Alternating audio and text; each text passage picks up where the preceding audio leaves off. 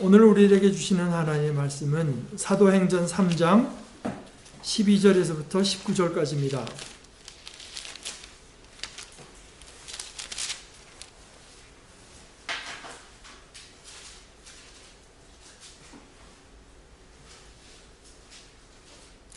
이것은 이제 베드로와 요한이 성전을 기도하러 가다가 그 문 앞에 있는 사람에게 이제 한 유명한 말, 은과 금은 내게 없지만 내게 있는 것으로 내게 주노니 곧 나사렛 예수 그리스도 이름으로 일어나 걸어라 하고 나서 이제 사람들이 맨날 그 성전 문 앞에서 구걸하던 사람이 뭐 멀쩡해서 하는 걸 보고 이제 놀라서 그들에게 달려들 때 이제 한 얘기입니다. 12절서부터 제가 읽습니다. 베드로가 그 사람들을 보고 그들에게 말하였다. 이스라엘 동포 여러분, 어찌하여 이 일을 이상하게 여깁니까?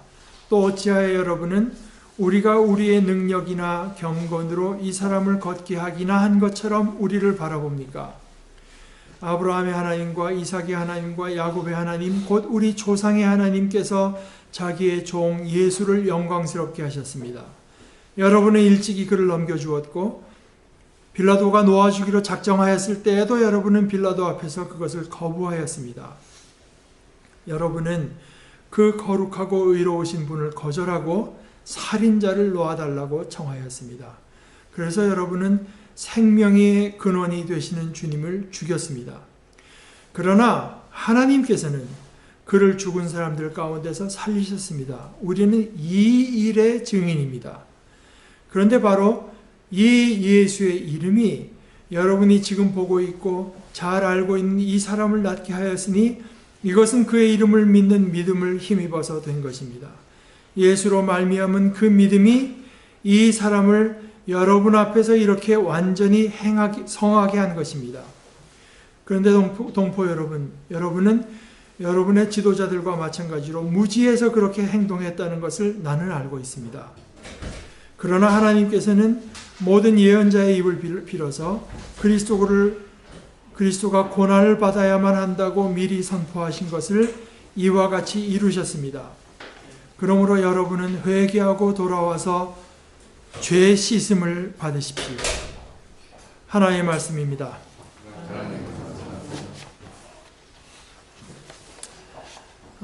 여기 성경에 아까 그 13절에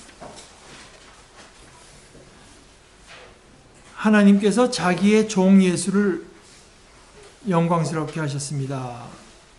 그런데 그 종이라고 하는 건 하나님의 아이라고도 번역할 수 있습니다.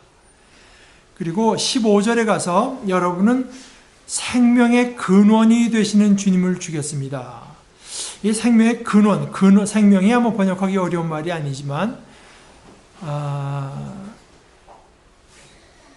사실은 굉장히 어려운 말입니다. 그러나 이제 뭐 문자로 옮기는데 어려운 말은 아닙니다. 근데 이제 문자로 옮기는데 어려운 말은 그 근원인데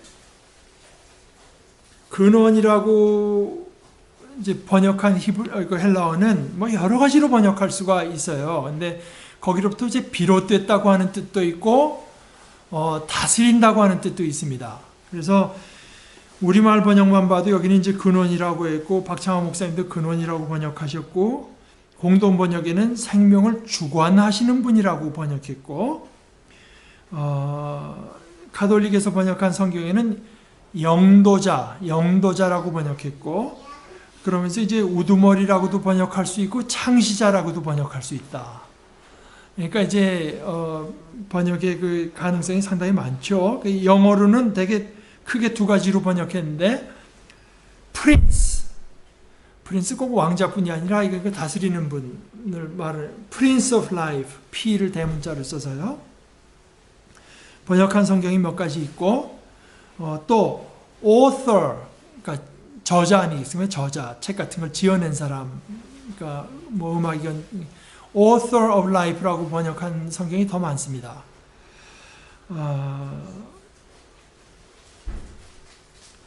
이거는 이제 어떤 관점에서 보느냐에 따라 조금 이제 차이가 있지만 우리가 그것은 조금 후에 같이 나누도록 하겠습니다. 지난주에 제가 우리 그 페이스북에 뜨는 그 낸시 랭이라는 사람이 진행하는 신학 토론 중에 하나가 초대교회 사람들이 만약에 오늘 날 한국교회로 온다면 무엇에 가장 놀랄까요? 뭐 이제 그런 질문을 갖고 이야기를 진행한 적이 있는데, 뭐 그거는 이제 크게 시간을 들여서 말한 부분은 아니지만, 교회 무슨 이름이 있는 게 참 이상할 것 같다. 뭐 이제 그런 얘기를 한 적이 있습니다. 교회는 하나이기 때문에 결국은 이제 정확히 말하자면 우리는 뭐 이렇게 믿어서 어디에 모이는 교회 이렇게 하는 게 맞을 겁니다. 사실 어저께 아까 오다 보니까 뭐 생명을 주는 말씀의 교회인가 뭐 그런 것도 있고 뭐 여러 가지 그 교회의 성격을 나타내는 그 이름을 교회에다 붙이는 것들인데 그건 거의 이제 상호에 가까운데 그런 건 하여간 좀 초대교회 사람들이 보기에는 납득하기가 좀 어려울지 모르겠어요. 이제 또 하나 그 권영경 교수라는 이가 이야기한 건데, 초대교회 사람들이 오늘날 한국교회 온다면은 굉장히 놀랄 거라고 생각하는 게, 교회 너무 힘이 없어서. 근데 뭐 지난주에 제가 말씀드린 것은 이제 우리가 하나 되지 못한 모습을 이제 말했지만, 그분이 얘기한 거는 오늘 예를 들어서 오늘처럼 은과 금은 내게 없습니다. 우리 교회에 뭐 대단한 사람들이 나와서 무슨 뭐 말씀에서 끝발이 있고 권세가 있고 뭐 돈이 많아갖고 그거 무슨 큰 사업을 할 그런 거 하나도 없습니다. 그러나 내게 있는 거 있습니다. 나사렛 예수의 이름으로 내가 명하니까 일어나십시오. 하면 일어났단 말입니다. 그런 어떤 역사가 일어나지 않는 것을 보면 아마 초대교회 사람들은 이게 과연 교회인가? 이런 생각을 했을 가능성이 있을 것 같아요. 아까 제가 서영 공부 시간에 잠깐 언급했던 레슬리 뉴비긴, 그분은 이제 젊어서 예수를 믿고 인도에 가서 선교사로 있던 그 영국 목사인데요, 말하자면 신부라고 해야 되나, 그러니까 뭐 개신교니까. 그런데 그분 자서전을 보면 재밌는 얘기가 있어요. 자기 전임자가 누구 이제 영국 선교사가 하나 있었는데, 자기는 이분이 보게 되면 이제 우리가 외국어를 배울 때 말입니다. 뭐 저런 걸 조금 한국말로 시계가 먼저 떠오르지 않습니까? 그다음에 시계는 영어로 클락이니까 클락. 이제 그렇게 해서 우리가 외국어를 배우잖아요. 근데 이 사람은 그렇게 말해. 선교사는 그 정도로 해서는 안 된다. 저걸 보면 클락이라고 우선 생각이 나야 된다. 그래서 뭐 상당히 뭐 열심히 이제 언어도 하시고, 또 그 중간에 보게 되면 자기가 어디 다쳐갖고 오래 선교지를 떠났다가 다시 올 때 그 말이 좀 또 인도 사람들이 쓰는 말이 좀 달라진 거 하고 그걸 또 따라잡느라고, 그래서 상당히 굉장히 성실한 사람입니다. 그러니까 이제 인도 사람들이 하는 말을 잘 알아듣죠. 근데 하루 이제 비가 오는데요. 비가 오는데 자기가 비를 맞고 있었대나 우산을 쓰고 있었대나 뭐 그러는데, 저 옆에서 인도 사람들이 하는 말이 들리더래요. 근데 이 사람이 이제 백인이니까 인도 사람들이 뭐라고 말하는 걸 들었나 하면은 자기 전임자 누구를 이름이 뭐 제 이름 지금 생각이 안, 뭐 전임자가 로버트라고 했다고 해봅시다. 만약 저 사람이 로버트였었다고 하면 저 사람이 서 있는 데는 비가 안 내렸을 텐데. 그러더래요.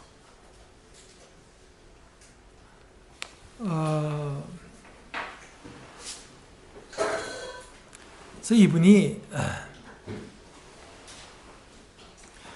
물론 우리가 선교라고 하는 것은 나가서 예수 이름을 전해서 사람들로 하여금 예수가 내 주님입니다 고백하고 진리를 주고 하는 것이 선교의 다라고 생각할지 모르지만, 그러나 우리가 예수를 믿는다고 하는 그 자체가, 예수를 믿는다고 하는 자체가 예수 생명으로 살아가는 것이기 때문에 예수님처럼 생각하고 예수님처럼 말하고 예수님처럼 살기를 힘쓰지 않으면, 단순히 나는 이제 예수 믿었으니까 이제 나는 최소한 이거 갖고 있다가 천국 지옥 갈 때 내밀어서 천국 가면 돼, 이런 식으로만 생각한다고 하면은, 그분이 아주 제가 참 좋아하게 된 영어 표현을 썼어요.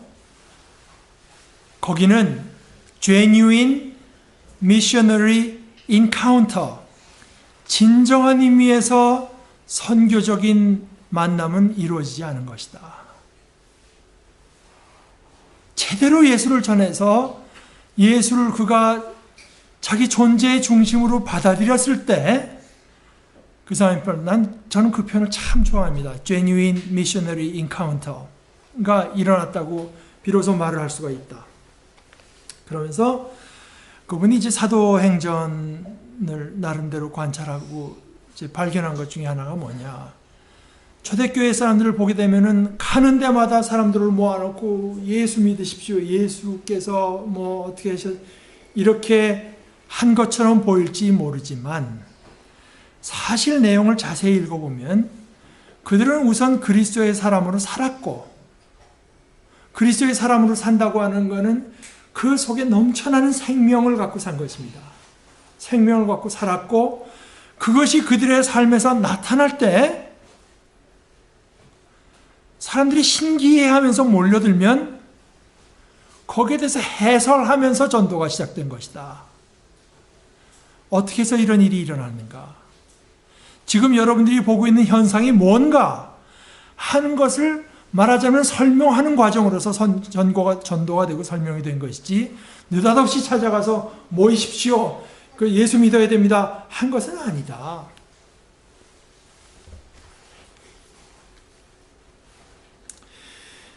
오늘 우리가 보는 이 말씀, 베드로와 요한이 기도할 때마다 성전으로 가다가 성전 앞에 이제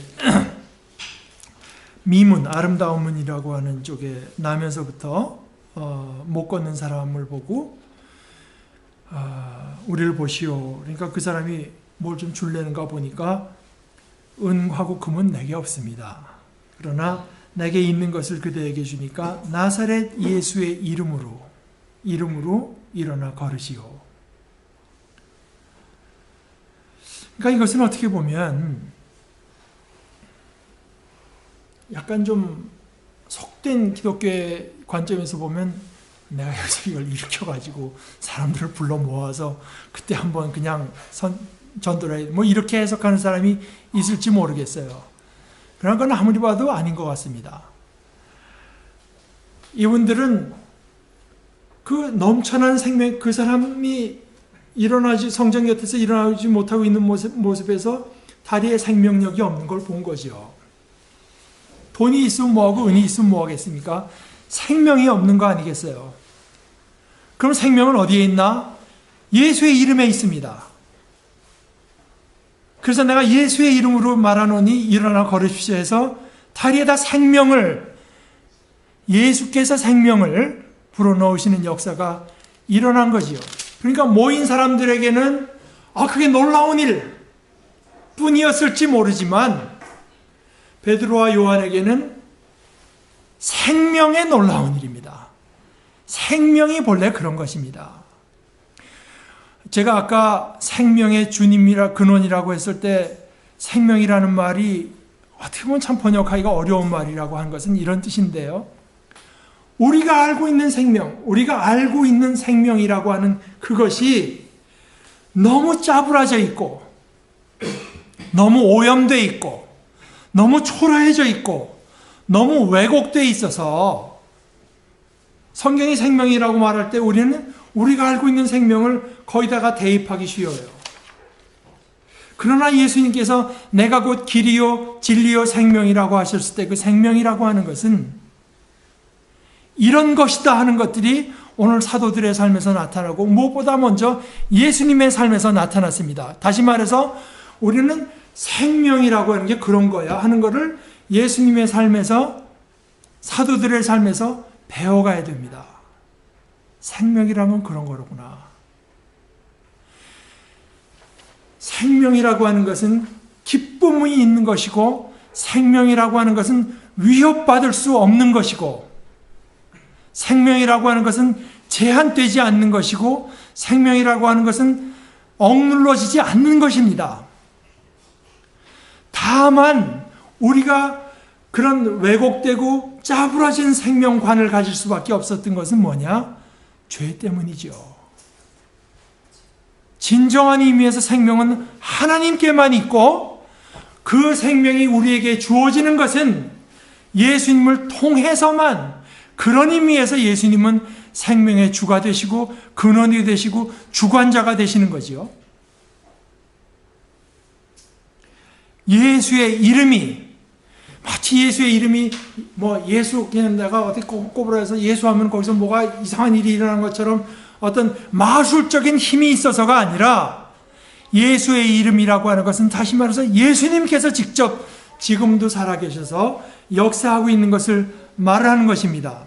16절에 바로 이 예수의 이름이 여러분이 지금 보고 있고 잘 알고 있는 이 사람을 낫게 하였으니 이것은 그의 이름을 믿는 믿음을 힘입어서 된 것입니다. 이것은 말하자면은 에베소서 2장 8절에 있는 것처럼 우리가 어떻게 구원받나? 우리가 어떻게 구원받나? 제가 조금 오해의 소지를 무릅쓰고 제가 전에도 다시 한번 말씀드리면, 우리는 믿음으로 구원받는 게 아닙니다. 우리는 어떻게 해서도 구원받을 수가 없어요. 어떻게 구원받을 수 있겠습니까? 죄 지은 인간이. 기도해서도 구원받을 수 없고, 착하게 살아서 구원받을 수 없고, 회개해서 구원받을 수도 없습니다. 그럼 어떻게 구원받나? 구원 못 받나? 구원 받습니다. 어떻게 받나? 그냥 받습니다. 그냥. 하나님께서 그냥 구원해 주세요. 그냥. 우리가 회개해서 구원해 주는 거 아니고, 기도해서 구원해 주는 거 아니고, 남달린 업적을 남겨서 구원해 주는 거 아니고, 그냥 구원해 주세요. 예수를 통해서. 우리가 그냥 구원받는다는 것을 받아들이는 게 믿음입니다. 그걸 안 받아들일 수는 있어요, 우리가. 그건 누가 예를 들어서 나한테 내가 지금 공경에 처해서 지금 한 1,000만 원이 없으면 내일 온 식구가 바닥에 나 앉게 될 판인데 추운 겨울에 누가 1,000만 원을 주면, 그럼 내가 그걸 1,000만 원을 주는데 그걸 받으면 거기 내가 잘한 거 있습니까? 1,000만 원을 나에게 누가 준 게 큰일이지 받는 거 큰일 아닌데요. 그래서 은혜로, 영어의 표현이 참 적절합니다. Saved by grace. 은혜로 구원받는 것입니다. 그냥 거저. 그 다음에 전치사는 어떻게 하면 through faith, 믿음을 통해서. 우리는 은혜로 구원받는데 믿음을 통해서 받습니다. 이걸 바울 사도는 뭐라고 말했냐 하면은, 우리가 구원받는 게 거저 받는 게 되기 위해서, 은혜로 받는 게 되기 위해서 믿음으로 받는다. 다시 말해서 이제 우리가 하나님 앞에 내세울 거 하나도 없어야 된다. 그냥 주니까 거저 받았다는 것만 있어야 정말 이거 진짜 그냥 공짜로 받았다는 게 되기 때문에, 그래서 은혜가 은혜 되기 위해서 믿음으로 역사하는 것이다. 이런 이야기를 했습니다. 그런데 거기서 누가는 한 걸음 더 나아가서 그 믿음이라고 하는 것도 예수로 말미암은 그 믿음이라고 표현을 해요. 이거를 이제 그 가톨릭 번역에서는 그분에게서 오는 믿음 이렇게 번역을 했고, 우리 새 번역에는 예수로 말미암은 그 믿음, 또 옛날 번역에는 예수로 말미암아 난 믿음 이렇게 이제 번역했습니다. 그 믿음 자체가 그러니까 이것은 우리의 신념하고 다르다 말입니다. 우리가 무슨 강철 같은 의지가 있어서 그냥 우리 믿어야 돼 하고 무슨 믿음이라고 하는 대단한 것을 만들어낸 것이 아니라, 믿음이라고 하는 것 자체도 예수님이시기 때문에 우리가 믿는 거지. 우리를 위해서 돌아가시고 부활하신 하나님의 아들이시기 때문에 우리의 믿음이 생겨나는 것이지, 뭐 믿음이라고 하는 것이 그렇게 영웅적인 행동이 되는 것이 아닙니다.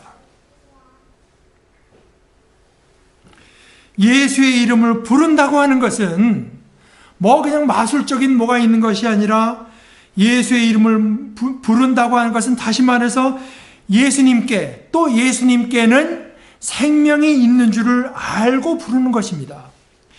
예수님께서는 생명을 주관하고 다스리시는 분인 줄 알고, 예수님께서는 우리들에게 얼마든지 생명을 주시는 분인 줄 알고 부르는 것이고, 그렇게 부를 때 예수님께서는 과연 생명을 주셔서 생명이 없던 저 다리에 생기를 불어넣어 주셔서 그 사람이 계속 이렇게 쓴 것입니다. 여러분은 그 의롭고 거룩하신 분을 죽였지만 하나님께서는 그 예수를 생명의 주로, 생명의 근원으로, 여러분의 생명을 주관하시는 분으로, 여러분에게 생명을 주시는 분으로 세워주셨습니다. 부활시킴으로 영광스럽게 해주셨어요. 그래서 여러분이 할 것은 뭐냐? 그것을 믿고 회개하라고만 하지 않고 회개하고 돌아와서, 여기 이렇게 큰 기쁜 소식이 있으니까 돌이키십시오. 여러분의 마음을 그저 단순히 가다가 방향만 돌이키는 게 아니라 완전히 돌이켜서 죄 씻음을 받으십시오. 우리는 생명이라고 하는 건 아슬아슬한 거야. 살다가 언제 죽을지 모르는 게 인생이다. 이거 우리의 마음속에 다 있지 않습니까? 예수님께서 우리에게 보여주신 모습은 그건 아닙니다. 생명에게는 언제나 승리가 있고 번영이 있고 기쁨이 있습니다. 우리가 그 생명에 대한 생각과 감을 잃어버린 것은 바로 죄 때문이기 때문에, 돌아서서 죄 씻음이라고 한 것은 뭐 문자 그대로 이제 다 닦아내는 거예요. 깨끗이 닦아내는 것입니다. 회개하고 하나님께로 그리스도 안에서 우리의 마음을 돌이켜서 죄 씻음을 받으십시오.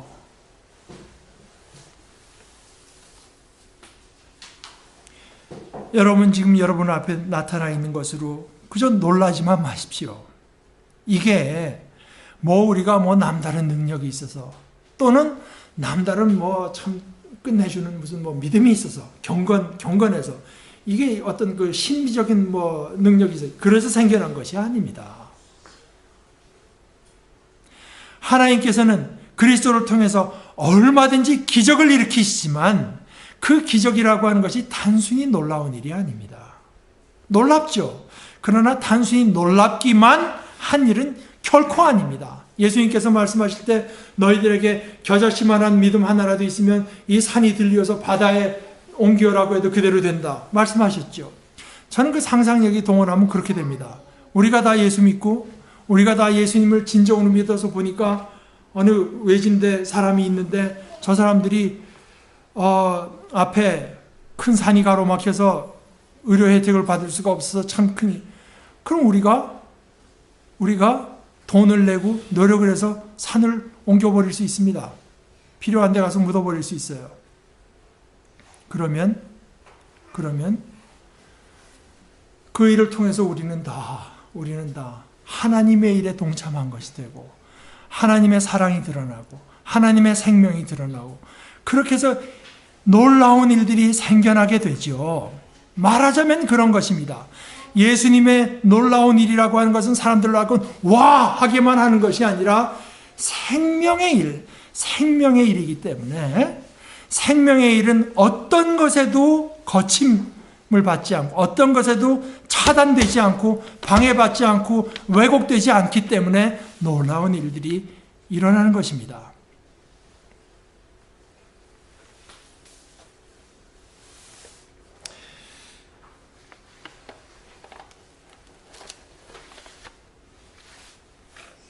이 생명이라고 하는 것은 우리가 예수님의 삶에서 보았다시피 자기를 내어주는 것으로 드러나는 생명이 그런 것입니다.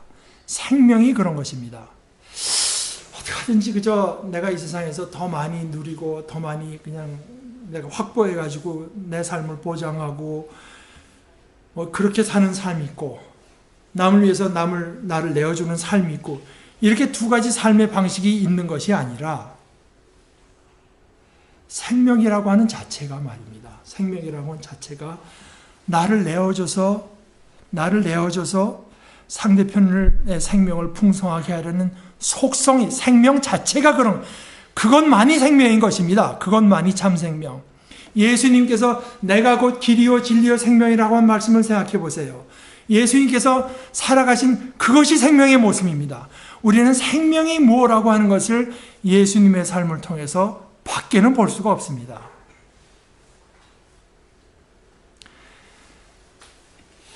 정말 예수를 주로 믿기로 따라 나선 우리들에게 하나님께서 은혜를 베푸셔서 우리가 이 생명 맛보면 맛볼수록 더 맛보고 싶어지고 더 나누고 싶어지고 또 내어주고 싶어지지만 그 내어주고 싶어하는 그 자체가 생명이 신비로운 생명이라고 하는 것을 우리가 더 깊이 깨달아 알아가고 더 풍성하게 맛보는 축복이 우리에게 임하기를 바랍니다.